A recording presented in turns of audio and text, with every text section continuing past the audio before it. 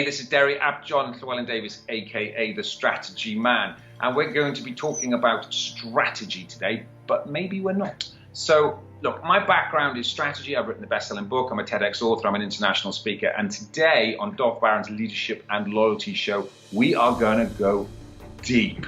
We're going to go into the deep of what you think you need for strategy, but actually, maybe it's not where you want to go. We're going to be talking courage. We're going to be talking strapping on a pair and being able to ask the questions you're probably not asking in leadership and strategy right now. And we're going to have some fun along the way. I can tell you. I'll see you there. Congratulations! You are tuned into Dov Baron's Leadership and Loyalty Show, the #1 podcast for Fortune 500 executives and those who are dedicated to creating a quantum leap in leadership. Your host, Dov Baron, is the founder of FullMontyLeadership.com. He's an executive mentor to leaders like you, a contributing writer for Entrepreneur Magazine, CEO World, and he's been featured on CNN, Fox, CBS, and many other notable sites. Dov Baron is an international business speaker who was named by Inc. magazine as one of the top 100 leadership speakers to hire. Welcome, dear friends, fans, and fellow aficionados of leadership excellence. Thank you for joining us here on Dov Baron's Leadership and Loyalty Tips for Executives, part of the Full Monty interview series, where today we're going to look at the convergence of strategy and bliss. And at what point will you get to either follow your bliss or live a long life of regret? If you're a new listener, new viewer, thank you for joining us. Strap yourself in, we're about to go full Monty. If you're a regular, big thank you to you for being one of the great people who've made us the #1 podcast globally for Fortune 500 listeners, and we're honored and grateful to be cited by Inc. magazine as the #1 podcast to make you a better leader. G&A also cited us as in the top 10 podcasts for HR pros and employers. So thank you for sharing the show with everybody you know. Remember, we always need your help in staying relevant, so please get yourself over to iTunes, rate, review, and subscribe to the show. All right, strap yourself in. We're about to dive in. Watching and listening to this show, you are either a high-level executive, an entrepreneur, sales leader, or a leader in some capacity. And as a leader, we know that the world of business has changed, and whatever position you are in, even if it's like CEO, CFO, head of HR, or even a salesperson, if you're going to stay relevant, you better think like an entrepreneur. In fact, at this time of radical disruption, you better be willing to look at whatever you've identified yourself as and question, what if it all goes away? My guest today is Deri Llewellyn-Davies. He is known as the Strategy Man. Just look at his profile picture on anything you'll see. He's a speaker, an entrepreneur, an author of 2 books, Life's Great Adventure and BGI, Strategy on a Page. His business career has included corporate board level roles, running 20 of his own small businesses, allowing him to speak with authority on business strategy. Deri's own methodology, Strategy on a Page, demystifies business strategy and gives his students practical and actionable principles they can apply to any business. A lover of adventure, Deri has climbed 5 of the highest mountains in the world and completed the Marathon des Sables. I don't know, I'm sure I'm pronouncing that wrong, but it sounded good that way. I get it with a French accent and maybe it'll be better. The Marathon des Sables. He continues to apply strategy and discipline to both business and life and is in a truly inspiring way. So please put your hands together and welcome Deri Llewellyn. Woo! Let's go. Crowd goes wild. That's the best throw ever, Dov. How are you, mate? I'm awesome. It's a beautiful day. This is the Wales. Welcome to my homeland on a beautiful day. And it's good to be, although it's not quite as beautiful as that shirt, I have to say. Well, there's many shades of green in your background. See, we people, for you watching, that I was born in the UK. Deri is obviously still in the UK, although Wales is a country within a country, and people don't know that about. I mean, I don't think they actually know much about Wales. You know, people have found out through movies about places like Ireland and Scotland, but Wales seems to be this place that nobody seems to. When I mention Wales, people are like, "Where is that?" They actually don't know it's part of Great Britain. They actually don't know. No, and like we hate the English more than anybody, you know. It's like, don't call me English. Do not call me English. Don't call me English. So for those of you who are watching, let's just for fun, let's name off, I don't know, 3 or 4 famous Welsh people. Oh my God! Well, you got Tom Jones. Tom Jones, you see, right off the bat. Jones look-alike dog. Like you could be Tom. Tom Jones is 20 years older than me, you bastard. In his youth, in his prime, when the boy was in his prime. And we've got Shirley Bassey, good old Shirley. There's many good famous Welsh people. Well, I give the people another clue. A nice bottle of Chianti and some Flavorblends. Yeah, Flams, our good man. Actually, he bought a big part of Snowdonia as well. He's a very passionate Welshman who bought and saved a large part of North Wales. So yes, we've got many passionate Welsh people, but you should visit. It is a beautiful land. It is a beautiful place, but you can just bypass Rill if you like. Yeah, I wouldn't bother with that. That was straight past. That was where I used to go for my holidays when I was a kid, because it was a close place on the coast. You know, so we're from the same part of the world, but we've gone our own different paths. You've become the strategy man. You've got this strategy on a page piece, but I want to backtrack a little bit before we get to that and talk about where it all began for you, because you and I were both born in small places. I was part of a big city, but a small ghetto in a big city. You were in a really small place. Tell us about what it was like for you, because you become this guy who's on the world stage, you're highly recognized. And I don't think that probably would have been in the fortune teller's moment to think that you were going to go from that world to where you are today. So tell us a little bit about where it all started out for you. Yeah, well, I'm from Wales, but this is actually quite populated compared to where I came from. So I grew up in a tiny little village called Llangwm on the west tip of Wales. It's basically as far as you can go, and if you go any further, you're in the sea, right? On the west part of Great Britain. I was brought up in a tiny village, and there was no aspiration to me. There was no business aspiration for me. My father ran the local village shop. So there was a little bit of entrepreneurialism in the family there. And that was all there was. It was literally back in, the 1970s. It was the little village shop and the butcher, the baker, and the candlestick maker. It was still, entrepreneurialism was still quite alive out in the villages. Yeah. I didn't know this. I didn't join the dots up until a few years ago, but this is where it all began for me regards entrepreneurship, because my father, being the entrepreneur, being the heart of the village, when I was 7, I remember very, very clearly, he suddenly didn't have the shop anymore. Oh. And I saw my dad change overnight. That was the point of the journey where, circling back 30, 40 years later, that's where I championed the entrepreneur, because my dad went out of business. My dad went bust in the 1970s. He gave up. Wow. Is the truth. And the reason was the big supermarket came to the local town. Right. Remember now, 1970s, the rise of the supermarkets and the demise of small business. Yep.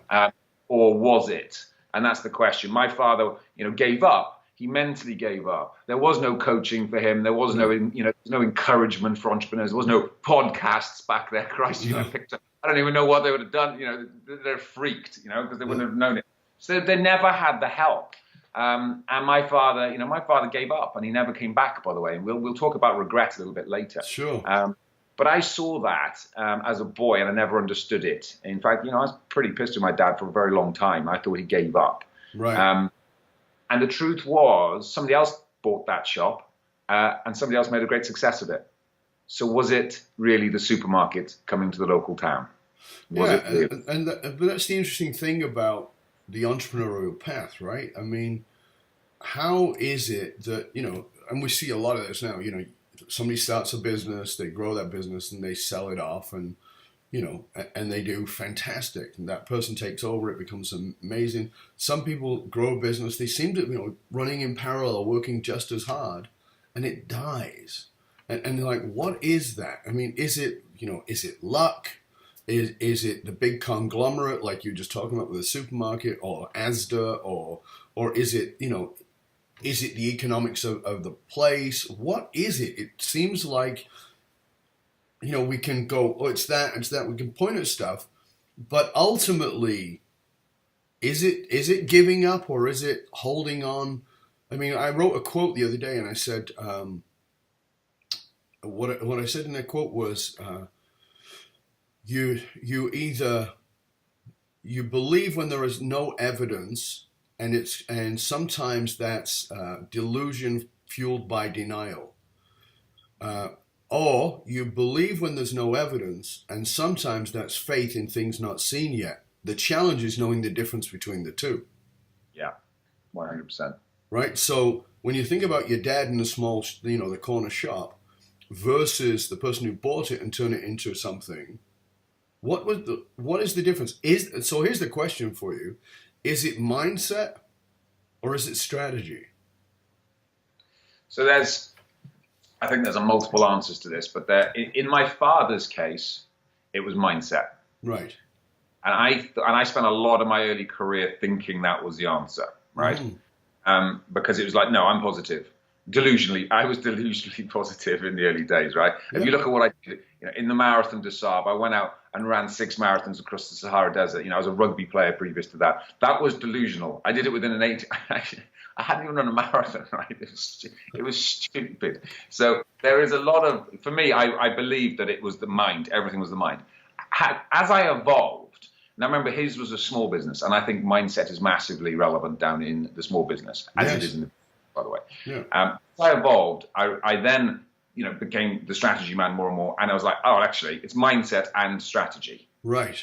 That started to make sense to me, and the killer strategies, cash and talent. I'm all about it's all about, as you start scaling, it's talent. It just always is. You're all about the leadership and the talent of, and this is where it's at. This is why I love your work, right? Yeah. And then, however, about a decade ago, I realized that I got it wrong, and mindset's an element, strategy's an element, but it's purpose that's missing. You're on my subject. That's it. And it's like, but it took me about 18 years to get to that conclusion.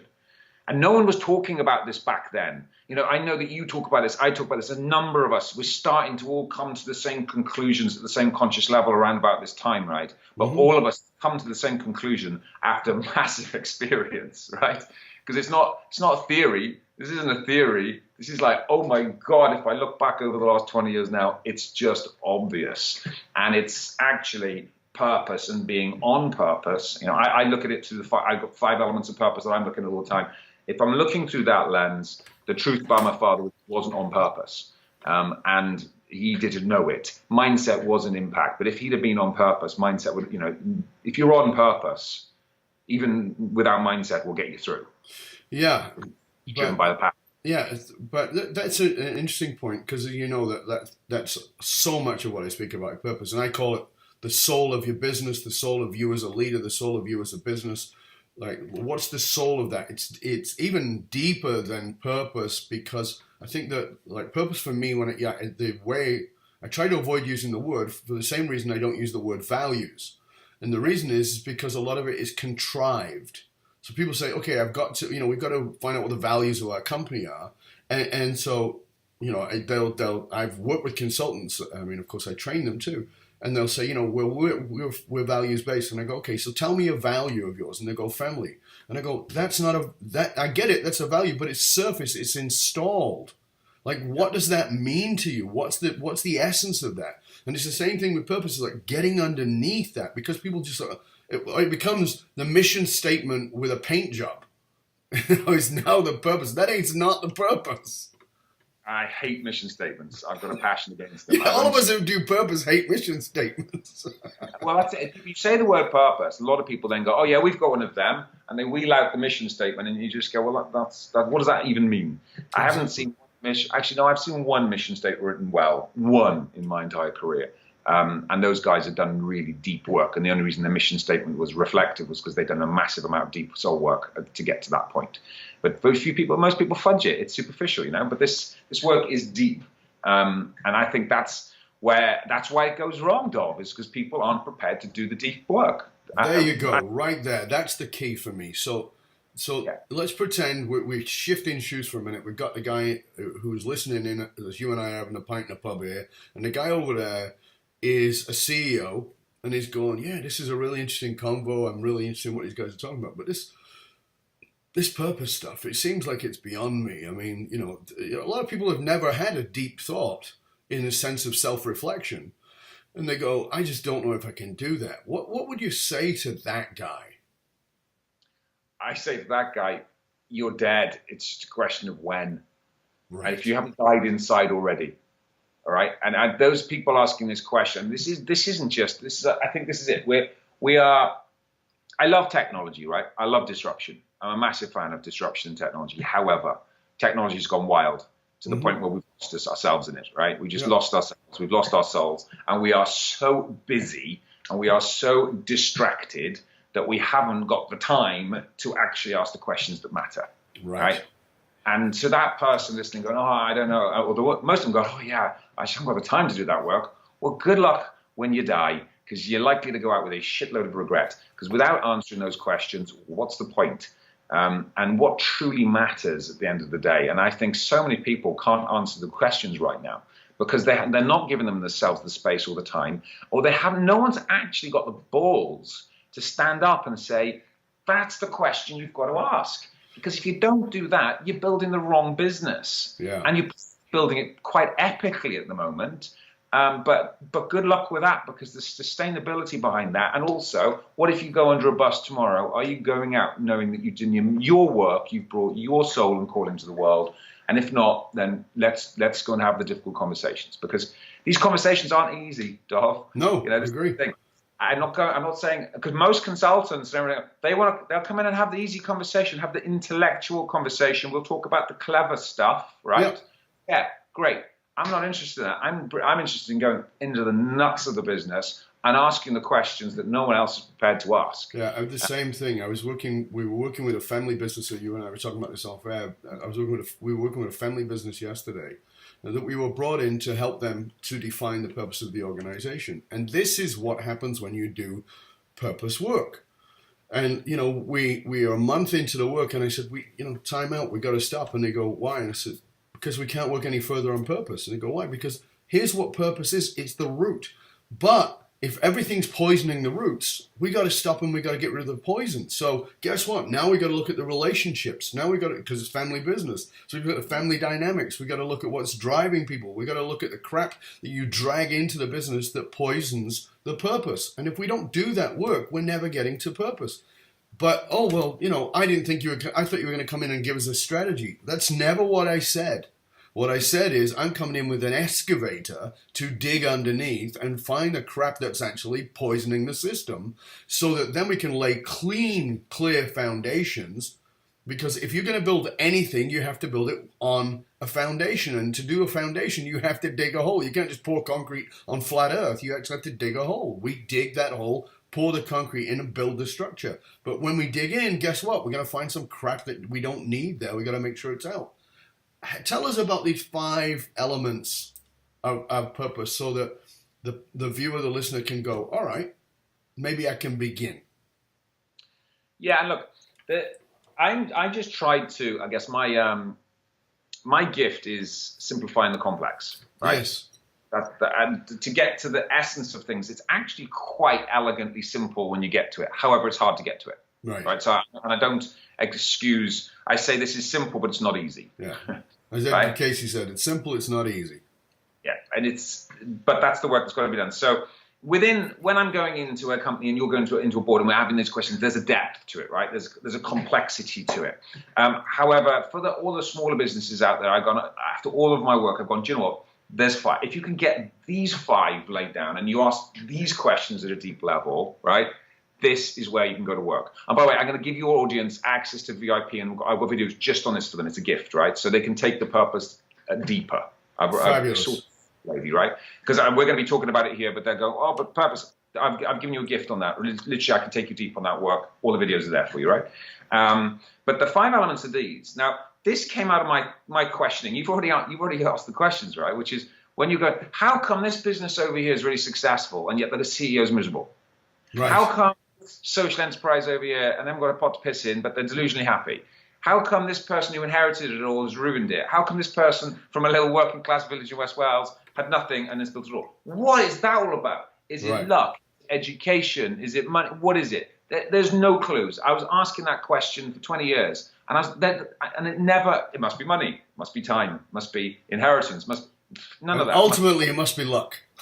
It must be, yeah. Therefore, I'm all in for a bit of that, right? There's definitely magic, right? There's definitely a bit of magic along the way. So I looked across these 5 elements of purpose, because this is where mission statements are wrong, because they're usually one-dimensional, right? Exactly. Because there's a number of different dimensions. So you're there.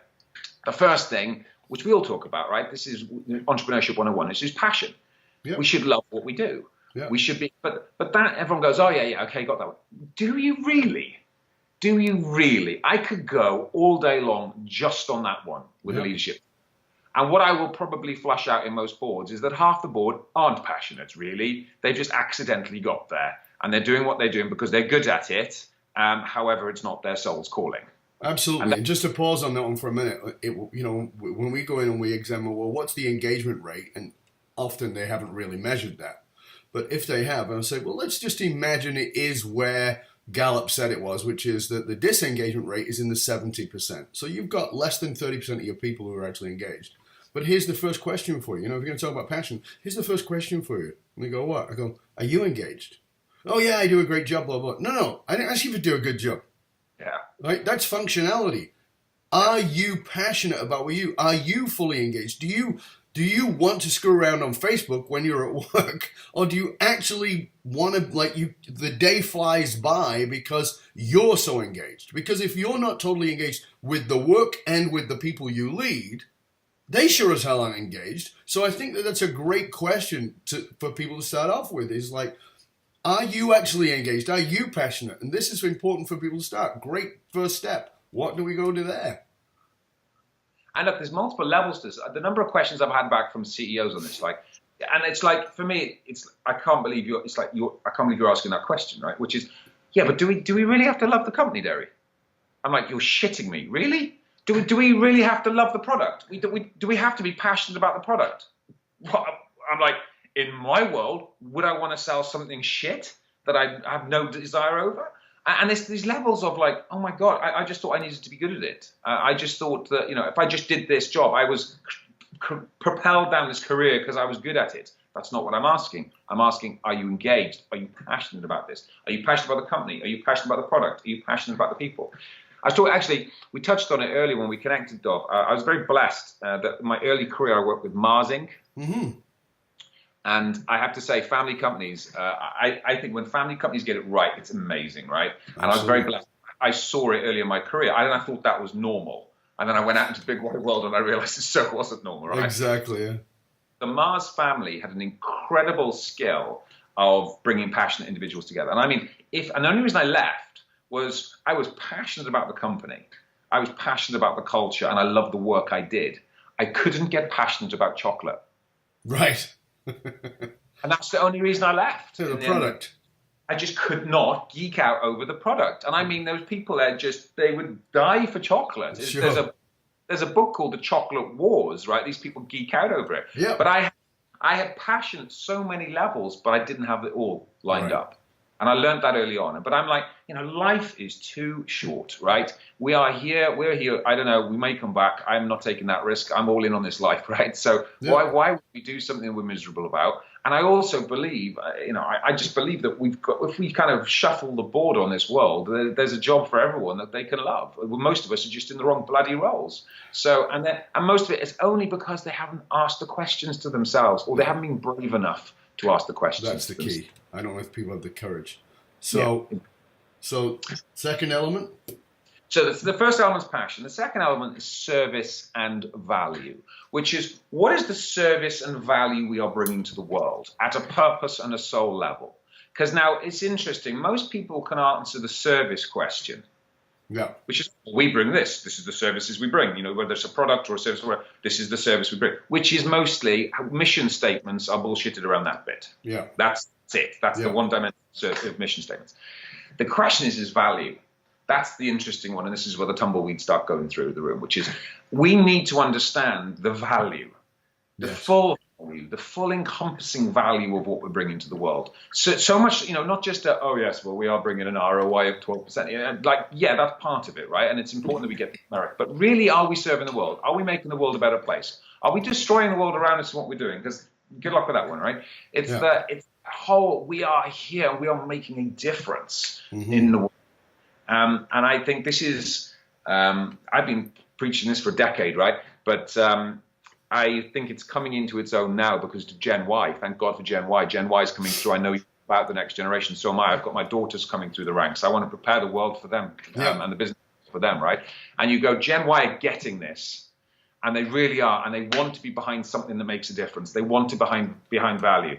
And sadly, there's this disconnect between the baby boomers and the Gen Y at the moment, which is destructive. And the baby boomers have got to be asking the hard question, which is, now, how long have you got left, guys and girls out there?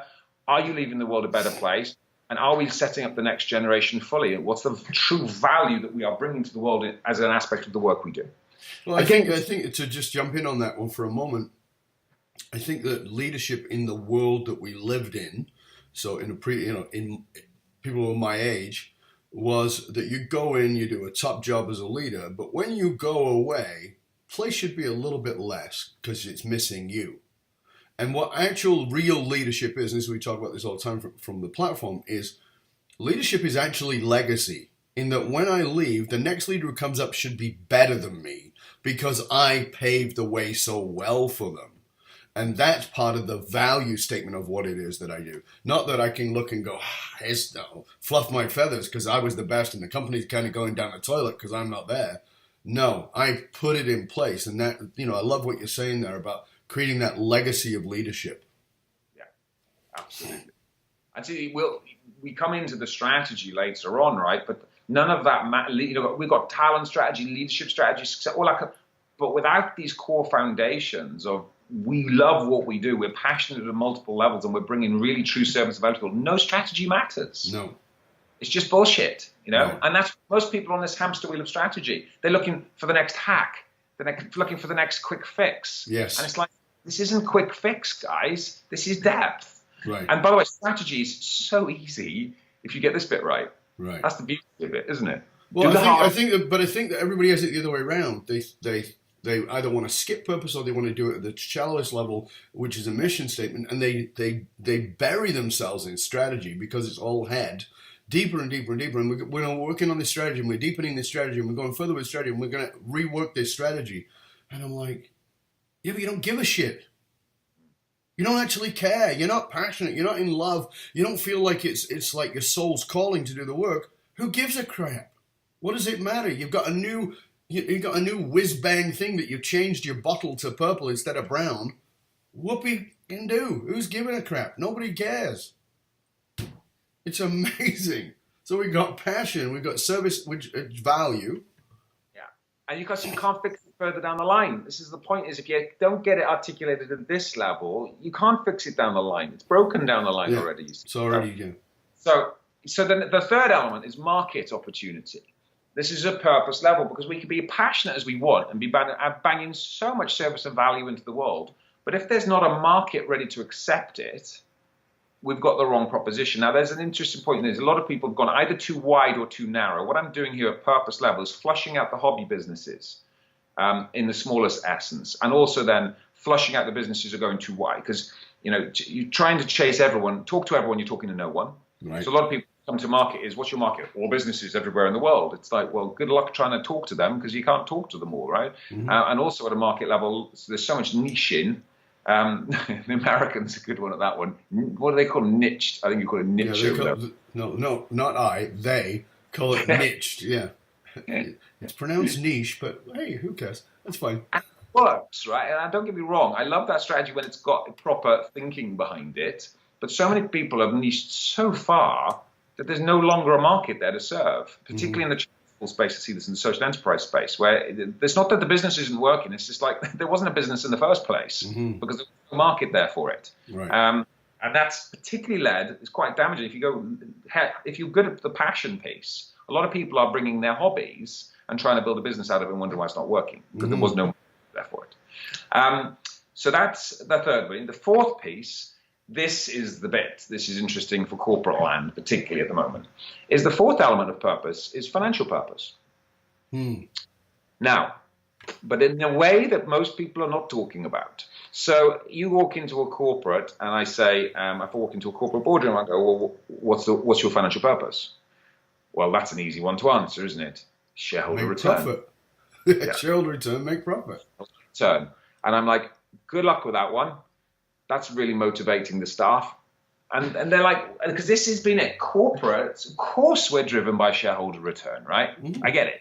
However, we have to link money to something way deeper and way more profound than that. Yes. And every person in the company should understand it. It's kind of this is the one that the people don't talk about. It's almost brushed under the carpet. You'll drive targets. So further down the line, we'll put sales targets and we put this in place and drive the profit. Now, what are your staff thinking? Well, I'm just working for the machine. Exactly. Why the fuck am I making all this money for you? Yeah, we know the questions are going on down there. So unless we address this at this level and say, why? Why is money important? Why is money important for everybody in this organization? What are we here for truly? And what is this money really doing? And that's the deeper question that's got to be asked at finance level. And that one's the tricky one for corporates because they're like, oh, yeah, but it's shareholder return. Yeah, but if you can actually link this, and it can be beautifully elegant if you do it right. We're here to make money so we can have the best talent in the world to drive the service and value we talked about before and to innovate and to grow and to invent and to create. And we need money for all of that cool, amazing stuff and having the best people. Money's important, but everybody in that organization knows exactly why it's important and why it's relevant to them and the greater good that we're doing. Right. You join those dots up, that's beautiful.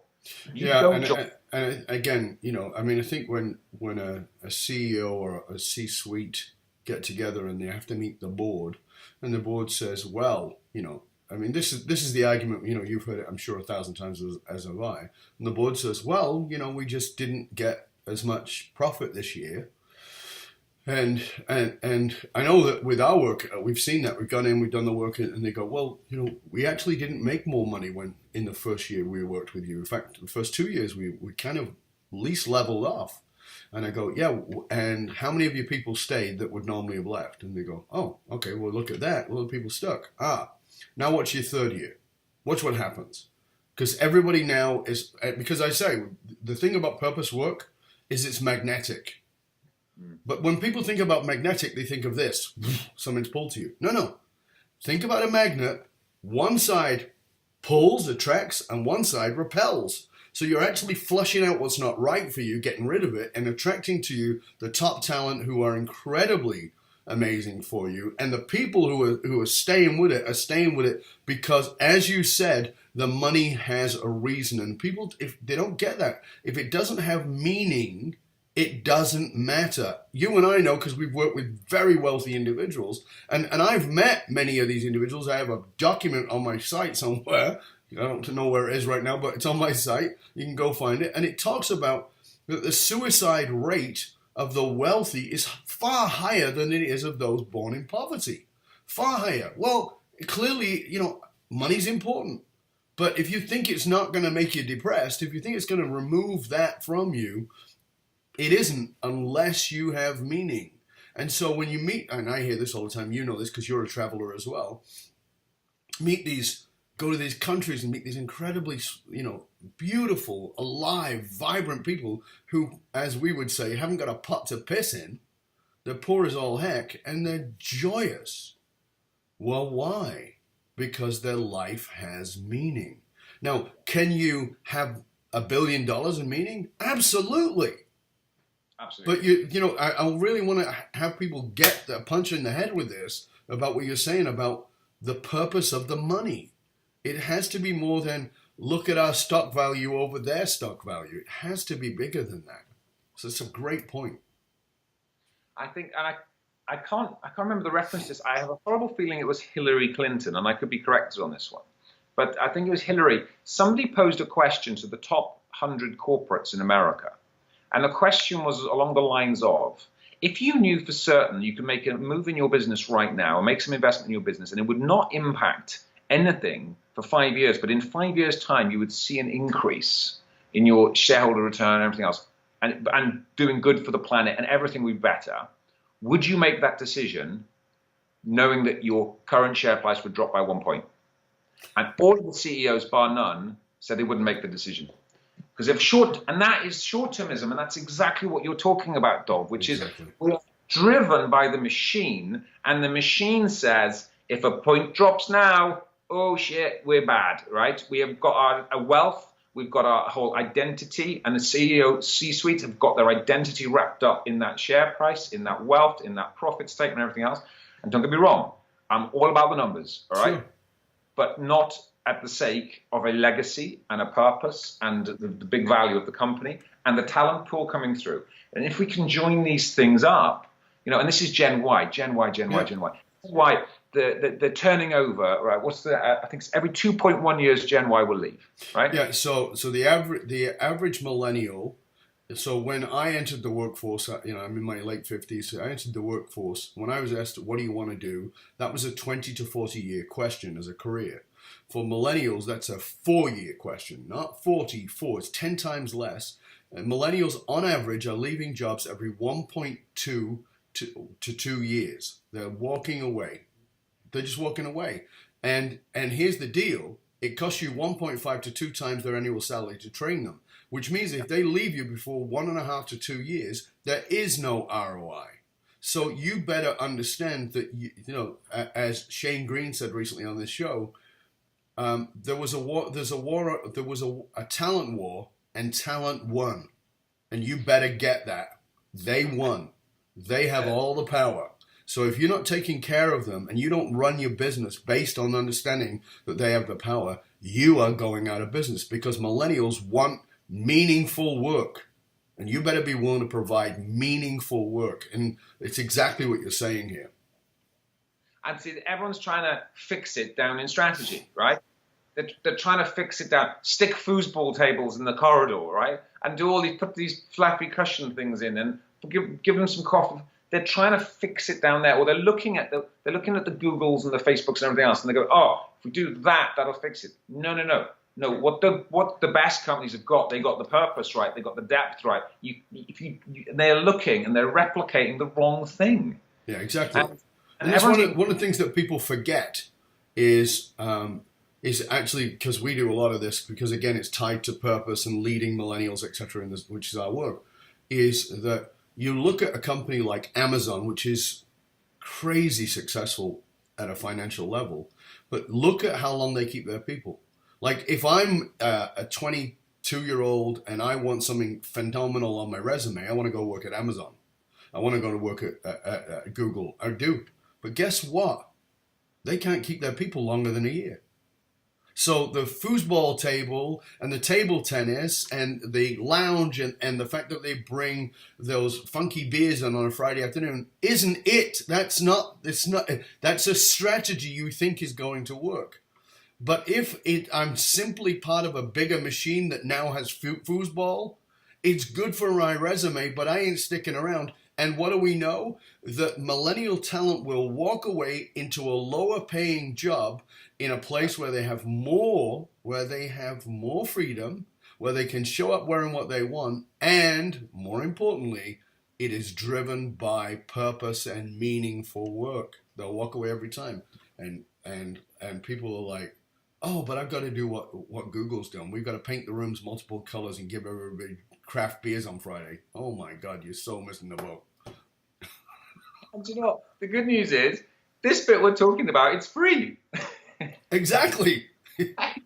You've just got to think. You've got to do the work. You've got to get people engaged. It doesn't cost you anyone. Everyone's pissing all this money away, doing all this rubbish, and yet the thing that's going to keep them is heart and soul and mind, and it's free. Yes. That's what's mental, and people aren't prepared to do the work, and that's bonkers.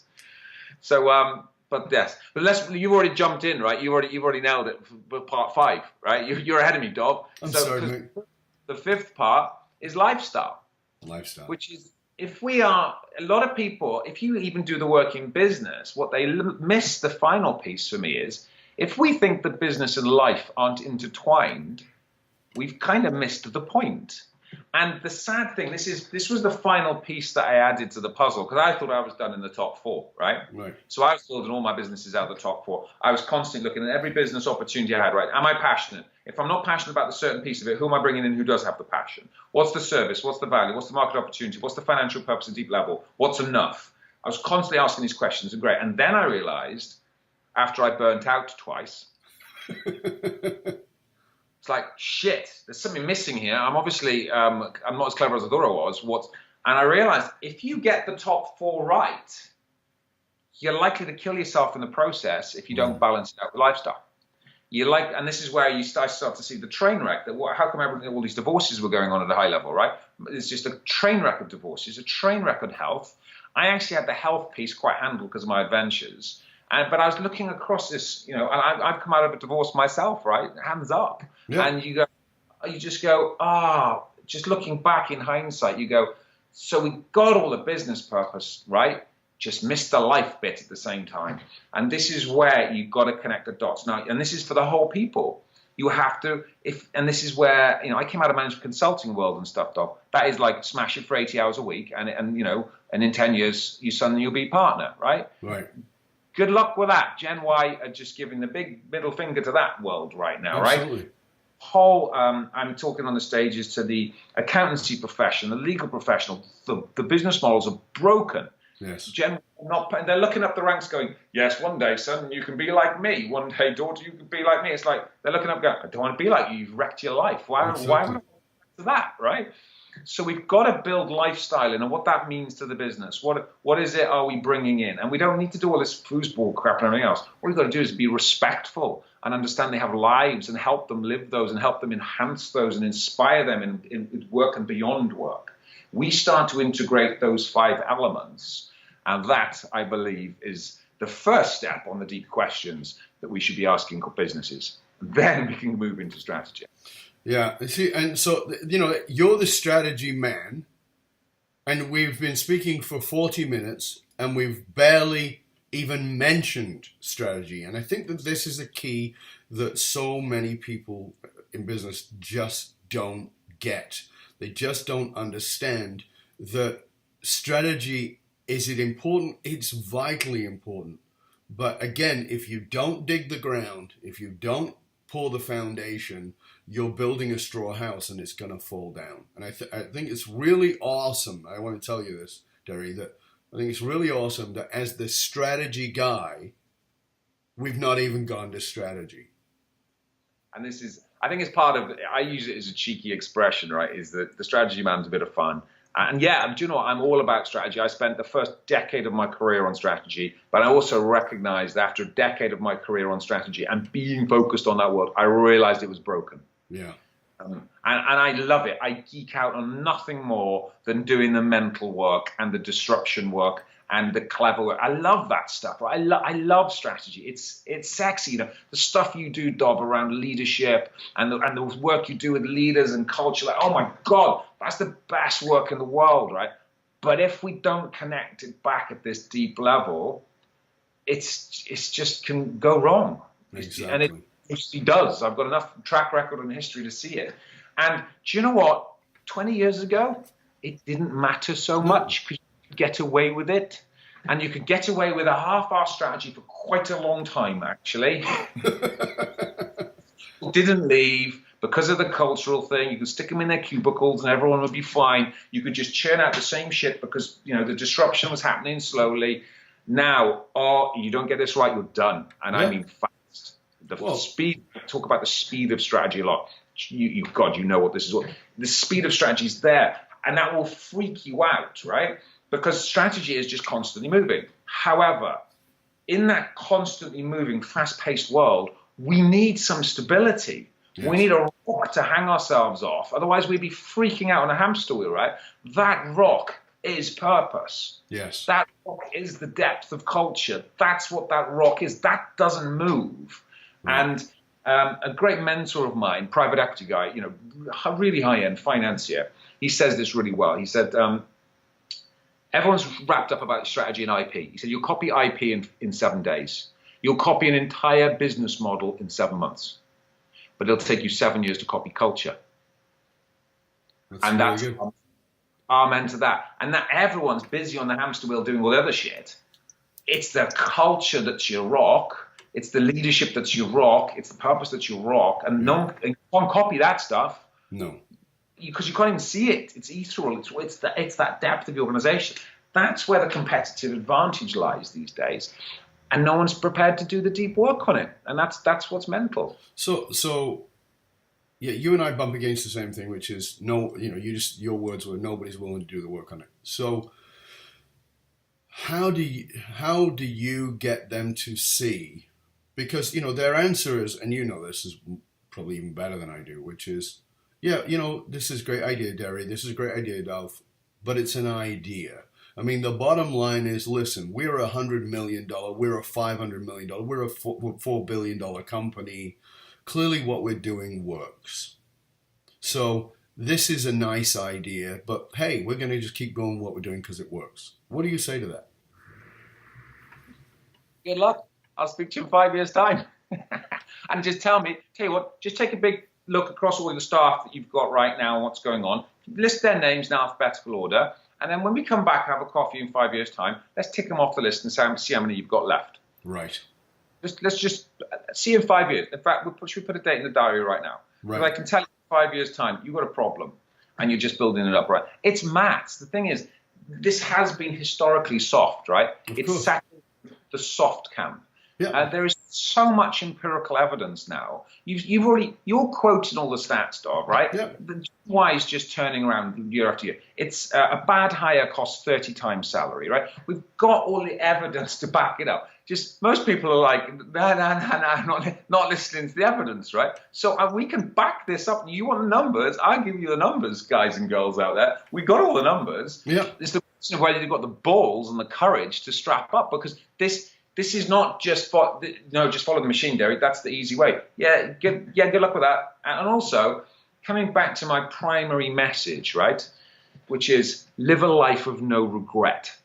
Build a business of no regret. Yes. I always come back to that one, right? Because build a business. Yeah, go on then. Knock yourself out. You go under a bus tomorrow. Are you proud of what you've done?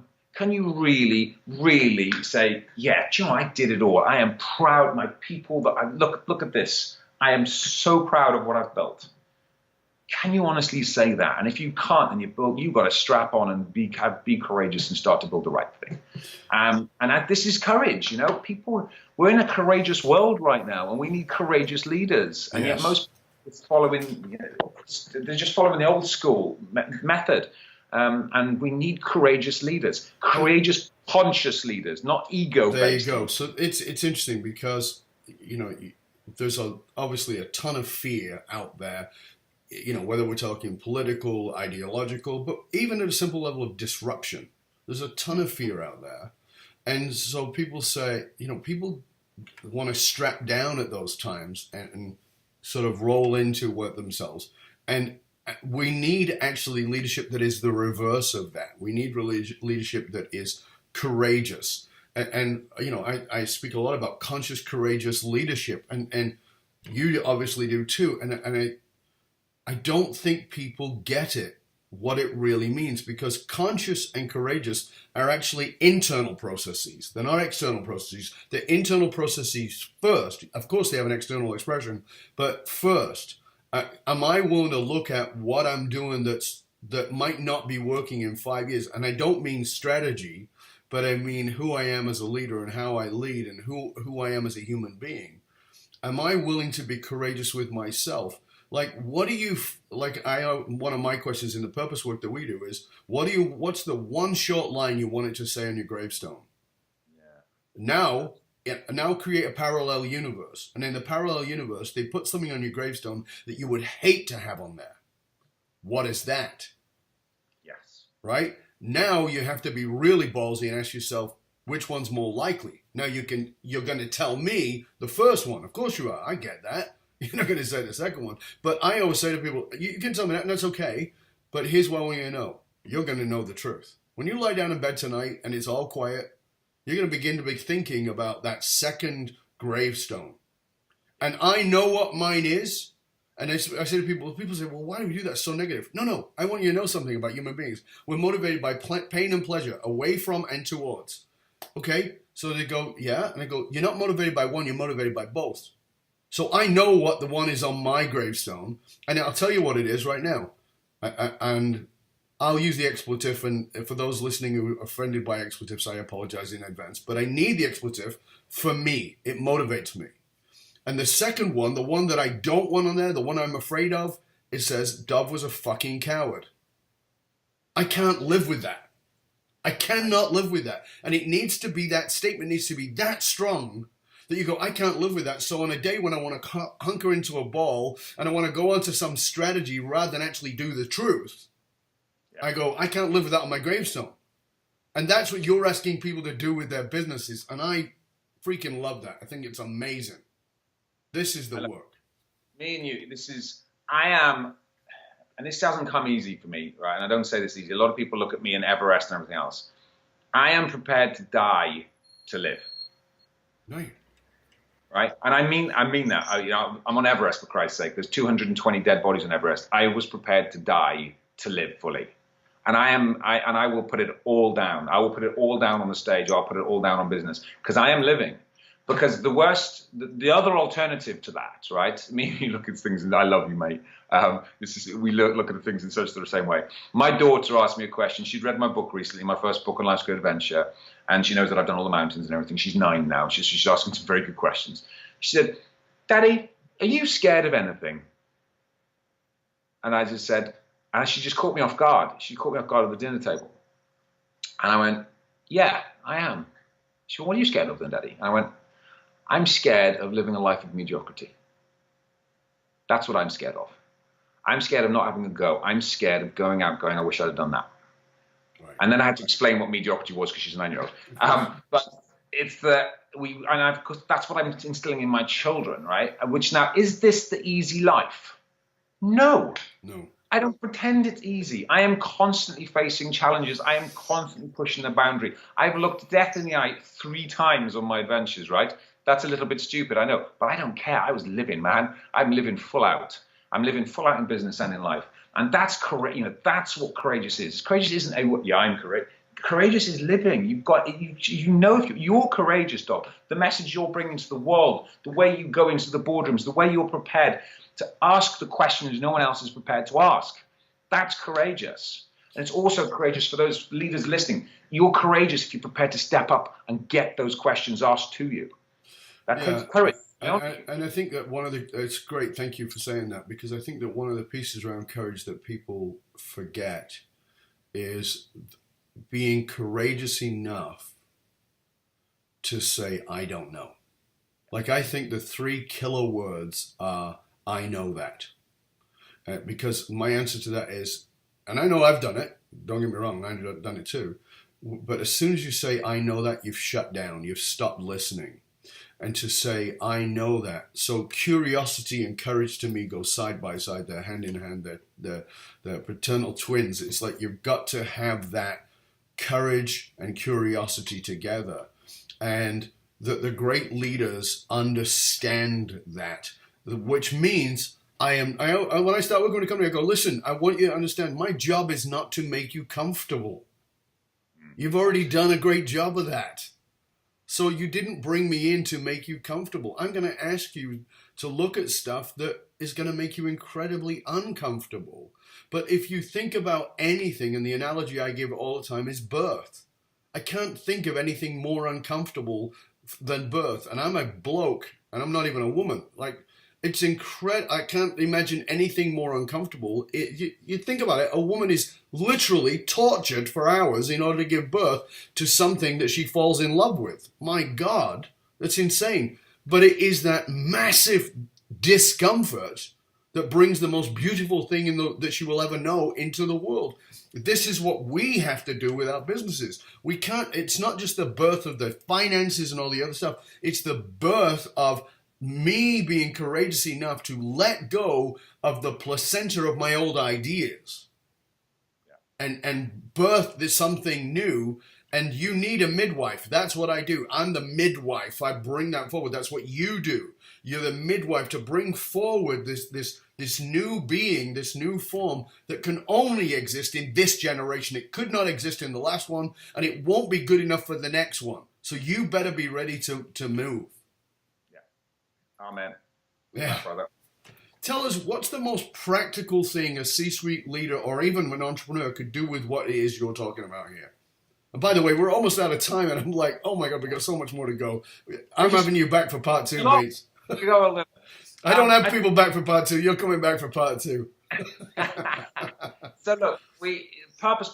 I'm going to get them the link to the VIP, right? This is anyone that's been with me on the stages and stuff. We give them this little suite. There is work in there, and there's a practical work. I literally guide you through piece by piece. It's my gift to your audience, all right? So they can go to work. But you've got to unwrap. My book's in there as well, because my book's not really available much in America, and it costs you a fortune over there. It's like $40 or something.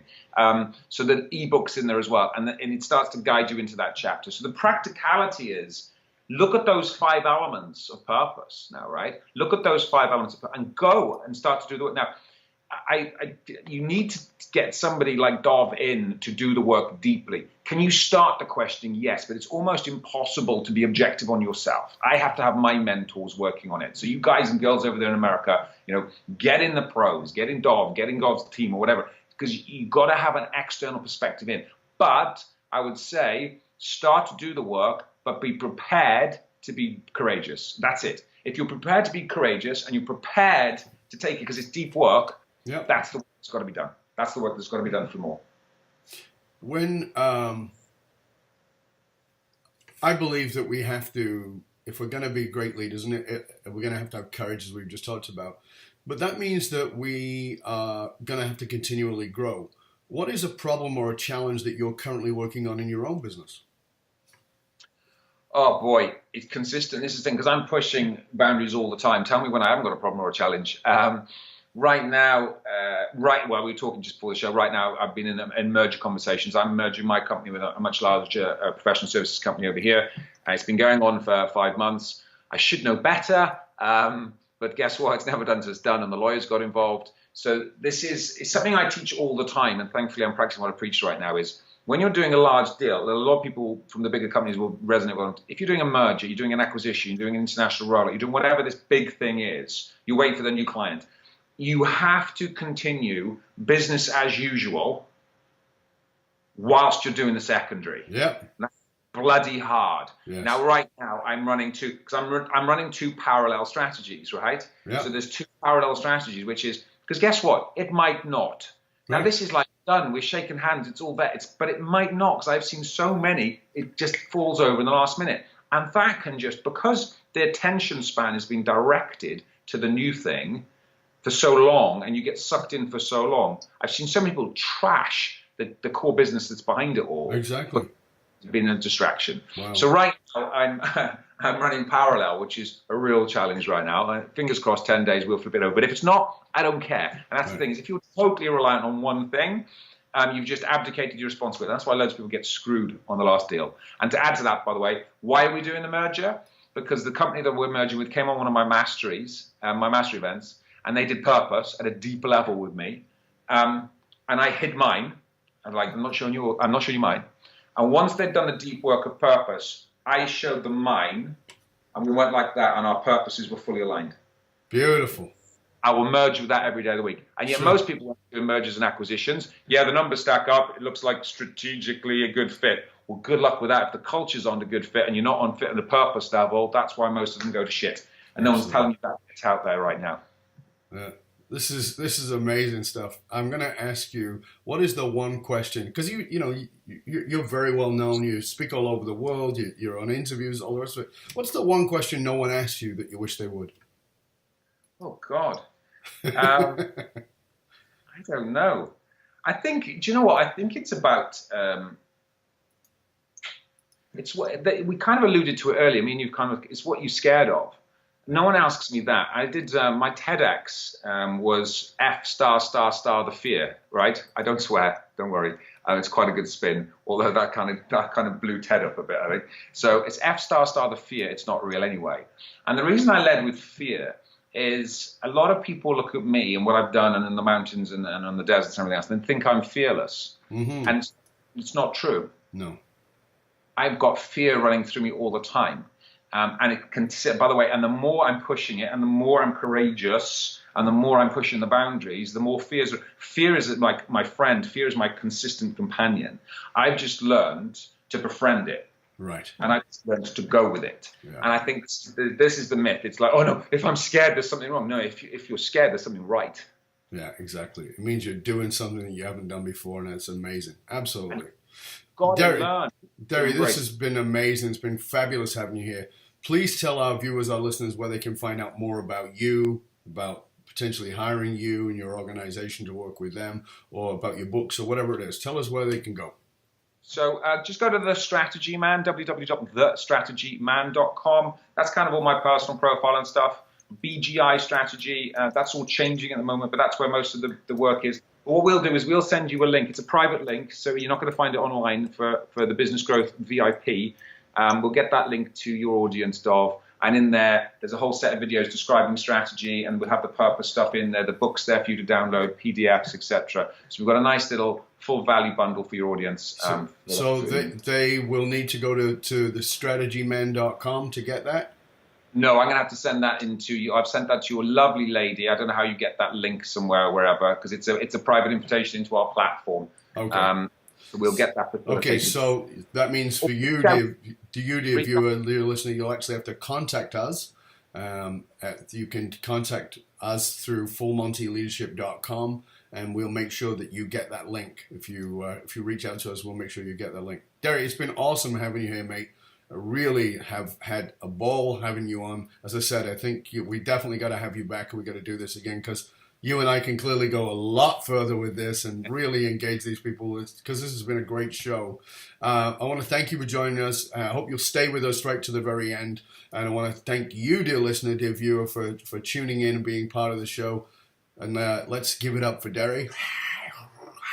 Standing ovation, which was fantastic. Stay with us, please, Deri. And for you, dear listener, remember, the research consistently shows that the biggest challenges facing the most successful companies can be somewhat counterintuitive. These fast-growing companies often hit the point where they realize that they're spending a fortune attracting, training, and developing top talent, and they're losing that talent at an alarming rate. If you're sick of investing in training and development only to have them leave you, reach out to us at fullmontyleadership.com, where we provide the essential leadership skills to rekindle and amplify the hidden loyalty assets inside of your organization. And we can literally assist you in reducing your employee turnover rate by as much as 80% in 120 days. So it doesn't take everything, it just takes, as Deri says, the commitment to do so. fullmontyleadership.com, providing you with the concrete soft skills to get you and your organization to the top and keep you there, because you can't outsource authenticity.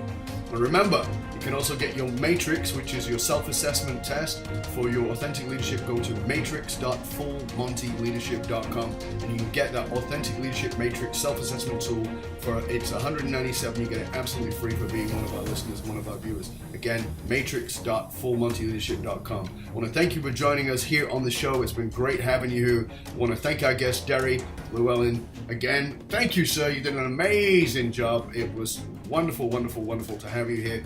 And listen, stay curious, my friends. Stay curious about the deeper level of your purpose. Till next time, this is Dov Baron, and I am out.